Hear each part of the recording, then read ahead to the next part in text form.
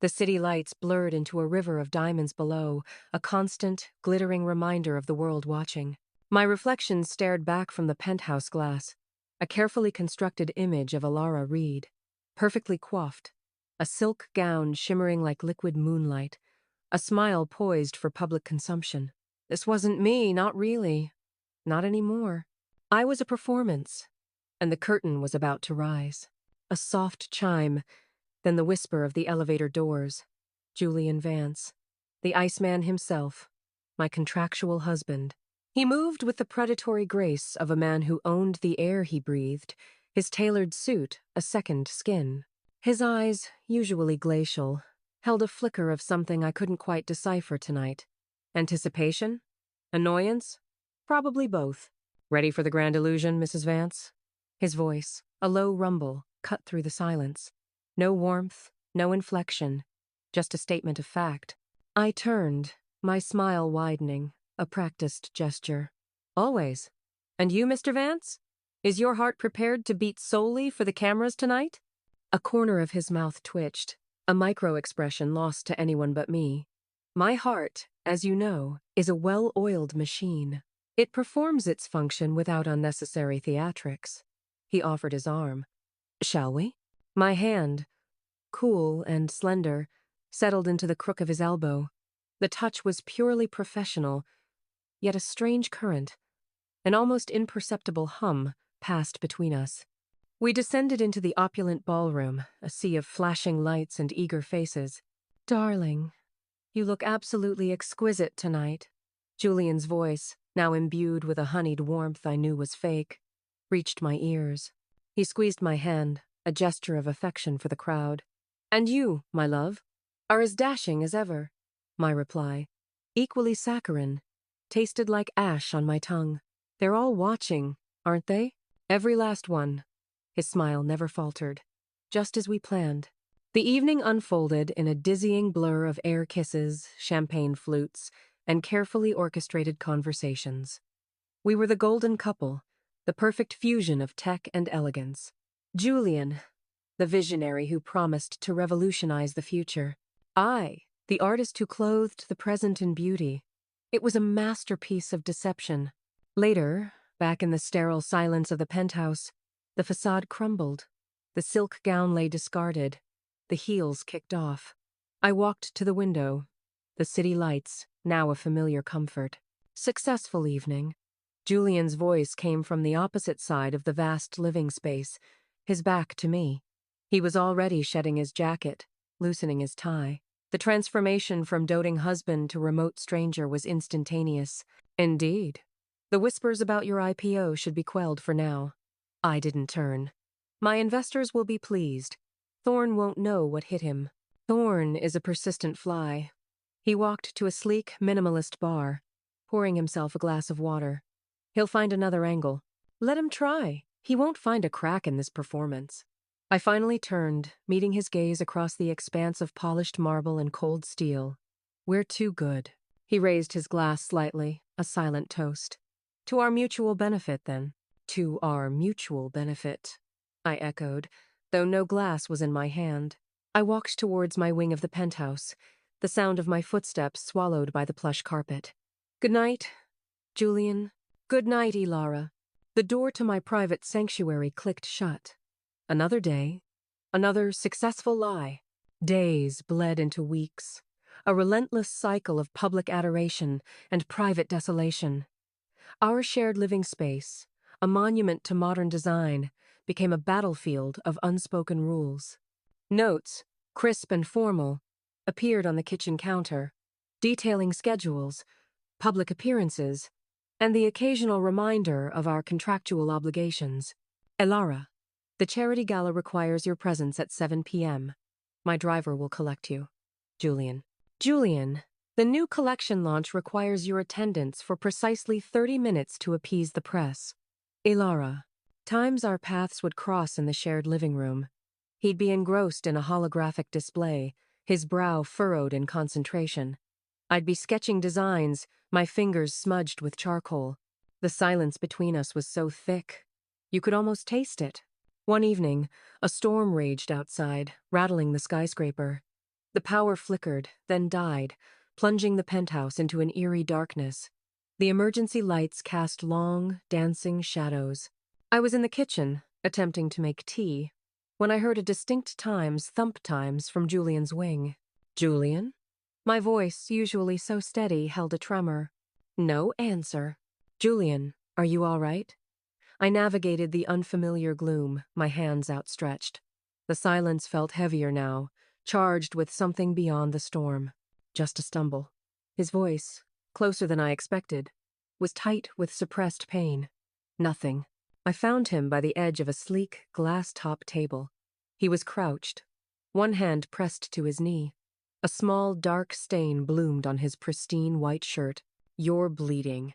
I knelt instinctively, my hand hovering. What happened? Caught my leg on the corner. Stupid. He gritted his teeth, attempting to push himself up. Stay still. My voice was sharper than I intended.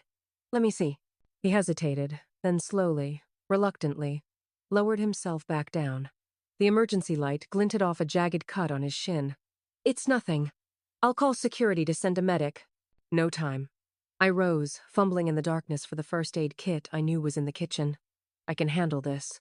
I returned with antiseptic wipes and bandages. As I cleaned the wound, his muscles tensed beneath my touch. The air crackled, not just with the storm, but with the sudden, unwelcome intimacy. You don't have to do this. His voice was softer now, devoid of its usual clipped efficiency. I know. I dabbed gently. But you're my business partner. We can't have you limping for the cameras. A faint, almost imperceptible chuckle escaped him. Right, the cameras. We sat in silence as I finished bandaging his leg. The storm outside raged, but the penthouse felt strangely quiet, the darkness less menacing. Thank you, Elara. His gaze met mine, direct and unblinking. For a moment, the mask slipped. I saw something raw, a flicker of vulnerability in his eyes. You're welcome, Julian. I stood, the moment broken. Try not to bleed on the expensive carpets. He offered a ghost of a smile. I'll endeavor not to. The power hummed back to life, flooding the penthouse with light. The spell was broken. We retreated to our respective wings, the unspoken connection dissipating like smoke. But something had shifted, a barely perceptible crack in the ice. A few weeks later, the whispers started. Not about the IPO, but about me. Cassian Thorne, it seemed, had found his new angle. Have you seen this? My assistant, Lena, burst into my studio, her face pale, a tablet clutched in her hand. It's everywhere. The tabloids, the fashion blogs. I took the tablet. The headline screamed, Elara Reed, a fraudulent fashionista? Insiders claimed designer copies from defunct house. Below it, blurry images comparing my latest collection to designs from a forgotten, bankrupt label from years ago. My blood ran cold. The defunct house was my mother's. Her designs. My heritage. This is a lie, I whispered, my voice trembling. These are my mother's archives. My inspiration. My legacy. They're framing it as plagiarism, Elara. Saying you're desperate, that your company is failing, that you're stealing ideas. Lena's voice broke. Cassian Thorne's name is all over the anonymous sources. A cold rage, sharp and exhilarating, coursed through me. Thorne wasn't just attacking my business. He was attacking my mother's memory, my very identity. He knew how much her failure had haunted me, how hard I'd fought to honor her vision. He's trying to destroy me. I stood, my hands clenching into fists. To undermine Julian's IPO by discrediting his perfect wife. Before I could strategize, my phone vibrated.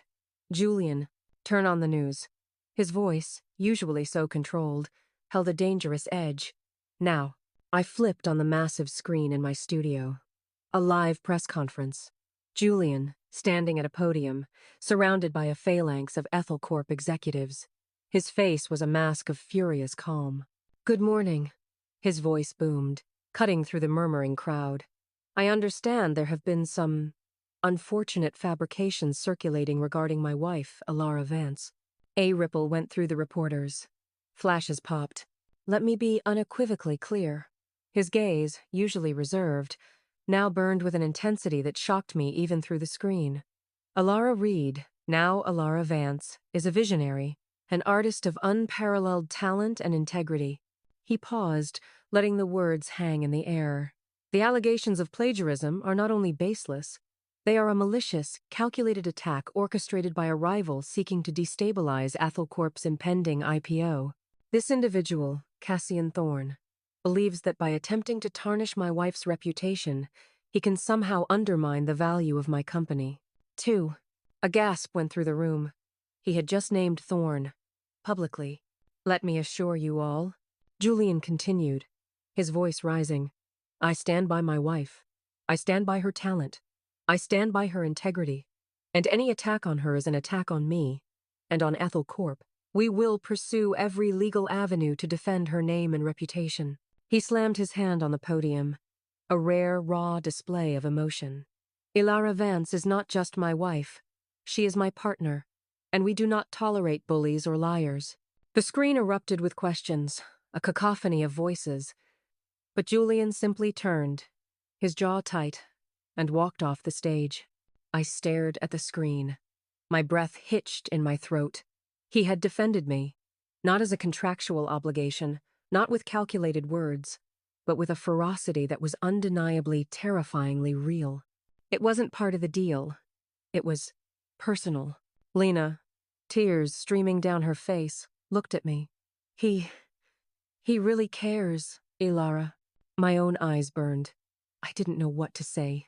Julian Vance, the Iceman, had just burned down the bridge to his own carefully constructed public image to protect me. A few days later, the storm around my supposed plagiarism had mostly died down, largely thanks to Julian's brutal defense. Thorne's attack had backfired spectacularly, painting him as a desperate villain and Julian as a fiercely loyal husband. The public loved it. But then, another crisis hit. This one more personal, more devastating for Julian. I found him late one night in the shared living room, not working, not on a call, but simply staring out at the city, a half-empty glass of amber liquid in his hand. His usual, impeccable composure was shattered. His shoulders sagged. Julian? My voice was soft, hesitant. I had never seen him like this. He didn't turn. My sister. His voice was thick, raw. She's in the hospital. Complications from her surgery. My heart lurched. I knew he had a younger sister, but he rarely spoke of his family. He guarded them, just as he guarded himself. Oh, Julian, I'm so sorry. I walked towards him, the words feeling inadequate. Is she going to be all right? He finally turned, his eyes bloodshot, a haunted look in them I'd never witnessed. They don't know. The doctors, they're not optimistic. He took a long, shaky breath. She's all I have left. The vulnerability in his voice was a punch to the gut. This wasn't the Iceman. This was a man stripped bare, facing the terrifying prospect of loss. Come here. I reached for him, an instinct I hadn't known I possessed. He stiffened, then to my surprise, leaned into my embrace. His head rested on my shoulder, his body trembling slightly. He wasn't crying, not exactly, but the despair radiating from him was palpable. It's going to be okay, I murmured, stroking his hair, a gesture I never would have imagined myself making. She's strong. She'll fight. He didn't reply, just held on to me, a silent anchor in his storm. We stood there for a long time, the city lights a distant blur. The boundaries, the contract, the pretense, they all dissolved in the face of shared human pain. I realized with a jolt that I didn't want to let him go. The next morning, his sister's condition stabilized. Julian, though still weary, seemed to regain a fraction of his usual composure. He found me in the kitchen, making coffee. Elara. His voice was quiet. Thank you. For last night. I turned, meeting his gaze. You don't have to thank me. Yes, I do. He walked closer, his eyes searching mine. You were there, when no one else was. You're not alone, Julian. The words slipped out, unbidden, from a place deep inside me. Not anymore. A flicker of something warm, something akin to hope, passed between us. The air in the penthouse, usually so cold and sterile, felt different now. It felt softer. The fake affection we showed the world began to bleed into our private moments. A stolen glance across the dinner table. A hand lingering a moment too long when passing a document. A shared, knowing smile when a journalist asked a particularly ridiculous question. We started talking, really talking, about our pasts, our fears, our aspirations beyond the IPO and the fashion house. One evening, I was working late in my studio, frustrated with a design. A knock on the open door. Julian stood there, holding 2 glasses of wine. "Trouble?" he asked, his gaze falling on the crumpled sketches littering my floor. "Creative block," I sighed, running a hand through my hair. "It's not working. The fabric, the cut, it feels hollow." He walked in, setting the glasses down. He picked up one of my discarded sketches, his brow furrowed in concentration. He rarely commented on my work. "It lacks a story," he observed, his finger tracing a line on the paper. "It's beautiful, but it doesn't speak." I looked at him, surprised. "You see that?" "I see a lot of things, Elara." He met my gaze. "You put so much of yourself into your designs. Your mother's legacy, your own fight for recognition. But this one." He paused. "It feels like you're holding back." His words hit me with the force of truth. He saw me, truly saw me, in a way no one else ever had. The emotional guard I'd meticulously built, piece by painful piece, began to crumble. "You're right," I whispered, feeling a flush creep up my neck. "I'm terrified of failing again, of repeating her mistakes." He sat beside me, offering me a glass of wine. "Failure isn't the end, Elara. It's a redirect, a lesson." His voice was gentle. "You're not your mother. You're Elara. And you're brilliant." The warmth of his words, the sincerity in his eyes, felt like a balm to my raw nerves. I took a sip of the wine, my hand trembling slightly. "Thank you, Julian. I am pen. Always." He reached out, his fingers gently brushing a stray strand of hair from my face. The touch sent a shiver through me, a delicious, terrifying current. The lines blurred further. We found ourselves seeking each other out in the vast penthouse, not for contractual reasons, but because we genuinely preferred each other's company. We watched old movies together, shared late-night meals, and debated everything from quantum physics to the future of fashion. His laugh, a rare, deep sound, became less foreign. My own guard lowered, revealing a playful, passionate woman he seemed to genuinely enjoy. The end of the 1-year contract loomed, a dark cloud on the horizon. The IPO was a roaring success, my fashion house thriving, but the thought of returning to our separate, lonely lives filled me with a quiet dread. I knew Julian felt it too, though neither of us dared to voice it. Then the bomb dropped. "Elara, Julian!" Lena burst into my studio, her face a mask of horror. "It's everywhere! The contract!" My blood ran cold. The contract. Our marriage contract. I snatched her tablet. The headline screamed. "Vance! Reed marriage, a sham! $1 million contract exposed!" Below it, a scanned image of the original document. Every clause, every cold, calculated detail laid bare. Cassian Thorne. He had done it. Days before the final, massive IPO launch, he had detonated the ultimate scandal. My phone rang. "Julian." "I've seen it," I said, my voice barely a whisper. "Thorne." "He found it." Julian's voice was grim, but devoid of panic. He knew someone in the legal firm. A substantial bribe, no doubt. The IPO, it's ruined. My stomach churned. All that work, all that pretense for nothing. No. His voice was firm. "It's not over. Meet me in the main living area, now." I found him standing by the panoramic window, the city lights mocking us with their indifferent sparkle. He held the original physical contract in his hand, the very document that had bound us in this elaborate lie. "What do we do?" I asked, my voice hoarse. "Deny it? Claim it's a forgery?" He turned, his eyes meeting mine. They held a new resolve, an unshakable determination. "No, we tell the truth." My breath caught. The truth? Julian? That will destroy everything. It's the only way, Elara. He walked towards me, the contract held between us. It's the only way to save what we've built, what we are. The words hung in the air, heavy with unspoken meaning.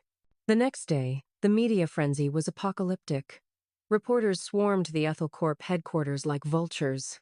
Inside, the main auditorium was packed, a sea of flashing cameras and expectant faces. Julian stood at the podium, his posture straighter than I'd ever seen it, a quiet storm in his eyes. I stood just behind him, my heart pounding a frantic rhythm against my ribs. Thank you all for coming. His voice, though calm, cut through the din. I understand you're here for answers regarding the document that was leaked yesterday. He held up the original contract, its pages stark white against his dark suit. A ripple went through the crowd. This document, Julian began, his gaze sweeping across the room, is authentic. It is a marriage contract, outlining the terms of my union with Elara Reed, now Elara Vance. A collective gasp. Cameras flashed furiously. The room erupted into a cacophony of shouts and questions. Julian raised a hand, silencing them. Yes, this marriage began as a business arrangement. A cold, calculated decision for mutual benefit. I needed a stable image for my company's IPO. Elara needed investment to save her legacy. He paused, his eyes finding mine in the crowd. A silent conversation passed between us, a lifetime of shared moments compressed into a single glance. We signed this document, he continued, his voice gaining strength, believing we could control our lives, control our emotions, reduce everything to a series of clauses and obligations. Then, with a sudden, decisive motion, Julian tore the contract in half. The sound ripped through the silent room like a gunshot. He tore it again, and again, until the pieces fluttered to the floor like discarded snowflakes. But somewhere along the way, he declared, his voice ringing with a raw, honest emotion that silenced every skeptic, this lie, this arrangement, became something real, something unexpected, something true. He turned, his hand reaching for mine. I stepped forward, our fingers interlocking. A silent promise. I started this marriage believing love was a weakness, Julian confessed, his eyes shining with an intensity I'd only ever seen in our private moments. That it was an unnecessary variable in the equation of success. But Elara taught me otherwise. She taught me that true partnership, true connection, is the most powerful asset a man can possess. He squeezed my hand. Our fake feelings, the smiles for the cameras, the sweet gestures, they became real. Our reliance on each other, our shared comfort, our understanding. It became the most honest, most vital part of my life. He looked at me, a profound tenderness in his gaze. I love Elara Vance, not because of a contract, but because she is the most brilliant, most fiercely passionate, most genuine woman I have ever known. And I wouldn't trade our real connection for all the IPOs in the world. My eyes welled up. I stepped to the microphone, my voice trembling slightly. He's right. I looked out at the sea of faces, no longer caring about their judgment. This marriage started as a lie, a desperate measure. But the man standing beside me, the man who defended me, who comforted me, who saw me for who I truly am, my voice cracked. He is the most real thing in my life, and I love him. This isn't a contract anymore. This is a choice, our choice. The room was silent for a beat, then a murmur, then a wave of applause, tentative at first, then swelling into a thunderous roar. The scandal had turned into a love story, a testament to authenticity in a world of artifice. The IPO, against all odds, was a monumental success. The public, moved by our raw honesty, embraced Julian and Ethel Corp with unprecedented enthusiasm. My fashion house, buoyed by the renewed focus and a genuine story of love, thrived beyond my wildest dreams. Cassian Thorne's attempt to destroy us had, instead, forged us into something unbreakable. Months later, the penthouse felt different. It was no longer a stage for a performance, but a home. Our home. The separate wings blurred, our lives intertwining seamlessly. I found Julian in the kitchen, making a terrible attempt at breakfast. The smell of burning toast filled the air. "What is that unholy aroma?" I teased, wrapping my arms around his waist from behind. He chuckled, a genuine, easy sound. "My attempt at culinary prowess, for my incredibly patient wife." "You're lucky I love you," I murmured, pressing a kiss to his shoulder. "And that I'm a professional at ordering takeout." He turned, his arms encircling me, pulling me close. His eyes, once glacial, now held a warmth that melted me from the inside out. "I'm the lucky one, Elara Vance. No contracts this time, though, right?" I whispered, looking up at him. "No. Contracts." He sealed the promise with a kiss, soft and tender. A real beginning. The city lights still glittered outside, a constant reminder of the world. But now we were just Elara and Julian, two people who had found love in the most unexpected of places, no longer performing, just living. Our own beautiful, messy, real story. 1.